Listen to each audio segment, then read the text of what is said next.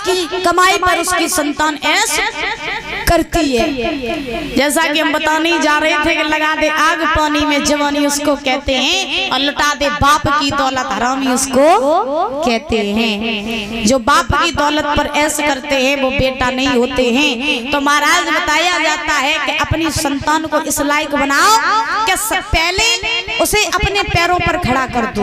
बुजुर्गों, पहले अपनी संतान को उसके पैरों पर खड़ा कर दो, उसके बाद में जब आपकी संतान कमाई करने लगे तो आप अपना राजपाट बाद में उसे दे दो, क्योंकि आपका है वो जाएगा कहाँ, आएगा तो आपकी संतान के पास ही ना।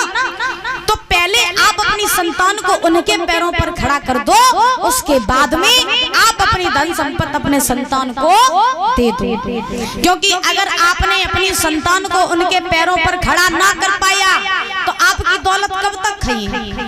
विचार करना, आपकी दौलत को, आपकी कमाई हुई दौलत को कब तक खाएंगे? जब तक शादी विवाह नहीं होता तब तक। फिर उसके बाद में आपकी धन संपत्ति खत्म हो जाएगी। जब विवाह करके आएगा बालक तो महाराज फिर क्या सबके सामने भीख मांगेगा? इसीलिए कहा जाता है कि पहले अपनी संतान को उनके पैरों पर खड़ा कर दो, उसके बाद में आप अपना राजपाट उसे दे दो। महाराज आहुक ने क्या किया कि अपना राजपाट अपने बड़े बेटा उग्रसेन को दे दिया, और उग्रसेन को दे करके आज महाराज आहुक जो थे वो महाराज वन में जाकर के भगवान का भजन करने लगे। जब भगवान का भजन करने लगे तो श्री सुखदेव जी समझा रहे हैं, राजन परीक्षित, उग्रसेन जो है वो मथुरा के राजा हुए, उनका विवाह हुआ है। बड़ी सुंदर स्त्री है जिसका नाम है पवन रेखा। तो महाराज पवन रेखा के साथ में उग्रसेन का विवाह हुआ।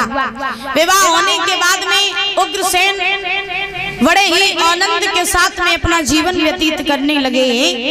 धीरे धीरे समय व्यतीत हुआ। पवन रेखा जो है महाराज इतनी सुंदर है, इतनी सुंदर है